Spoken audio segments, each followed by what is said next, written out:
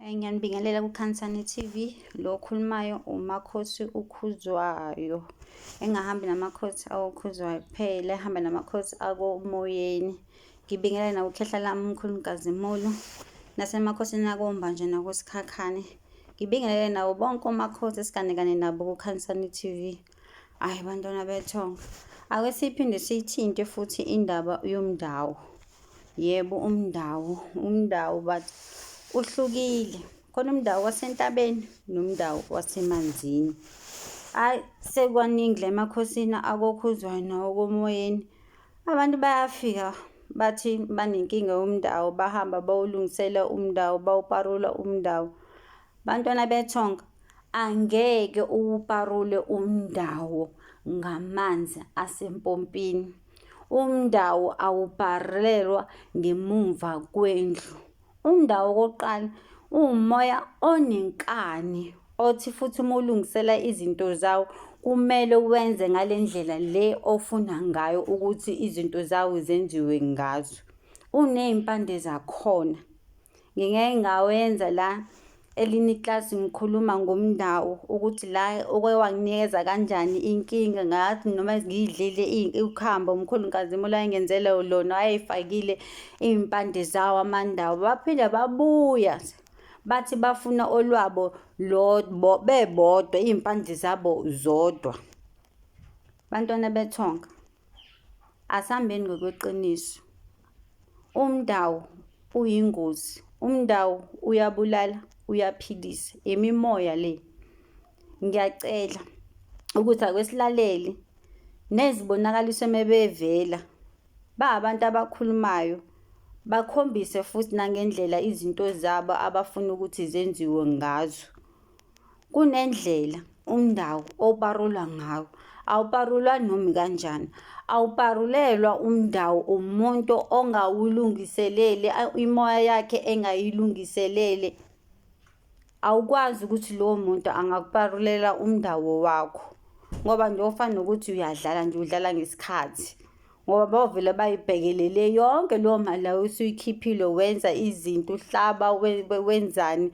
Cha, umndawo unendlela yawo olungiselwa ngayo.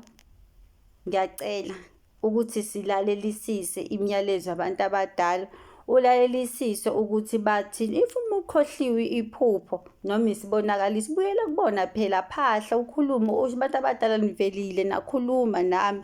Kepha manje inkinga enginawo sengikhohliwe, bazobuya bezokhuluma nawe. Ake ngizothinta nje endabeni yomndawo ukuthi umndawo awuparulwa ngamanzi ompompi. Umndawo awuparulwa ngemuva kwendlu. Kuney'ndawo la zakhona, la abantu bakini abambethe iy'ndlondlo zakini, abanikazi bomsebenzi, abakukhombisa, abakufundishe ukuthi uma ulapha into ukuthi wenza kanje. Umndawo uma ulungisa umndawo ulungiselwa kanjani. Ngeke ngize ngikhulume ngenjula yayo khona ukuthi kwenziwa kanjani ukuze ulungiselele umndawo wakho. Unenkinga, sondela phela emakhosini, musa ukuhambela kude ngoba uyahlupha, uyagulisana umndawo, uyayivala inzalo futhi uze ube nezifo eziningi ungasazi nokuthi kwenzani. Nezitha futhi ziyaqubuka futhi kumndawo uma ungayilungiselele. Cela ukuthi sisukumeni silungise izinto zabantu abadala ngendlela, not copy and paste. Cha, akukona u-copy and paste. Idlozi nedlozi lihlukile indlela yalo nangendlela futhi abalungiselelwa ngayo. Awukwazi ukuthi ngoba uthi wena uThemba waMkhize walungiselwa kanje, shuthi nami no, akuhambi kanjalo bantwana bethonga. Sekaningi nje le bangena emakhosini, kodwa izinto uma musuthi uyalalela ufikela ukuthuka uthi hayibo, ngabe kusayikho abantu abadala. Cha, ngizoyiphinda futhi lento. Umndawo awuparulwa ngamanzi ompompi. Umndawo awuparulwa emva kwendlu.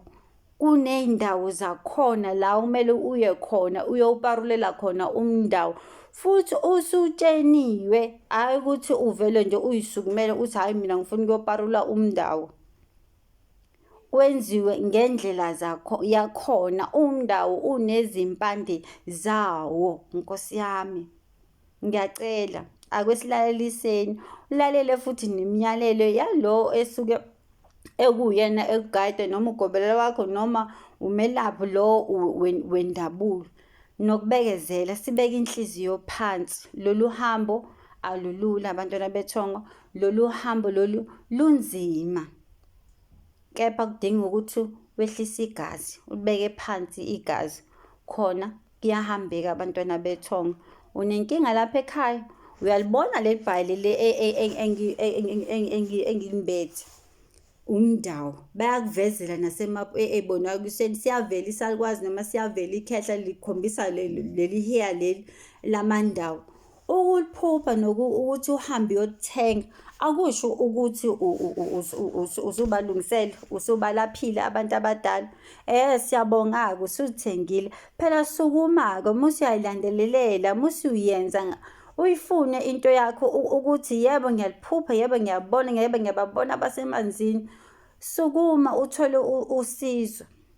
Abantu bakini, isizwe sakini sikwazi ukuthola ukulapheka nokululama nokuphila through wena.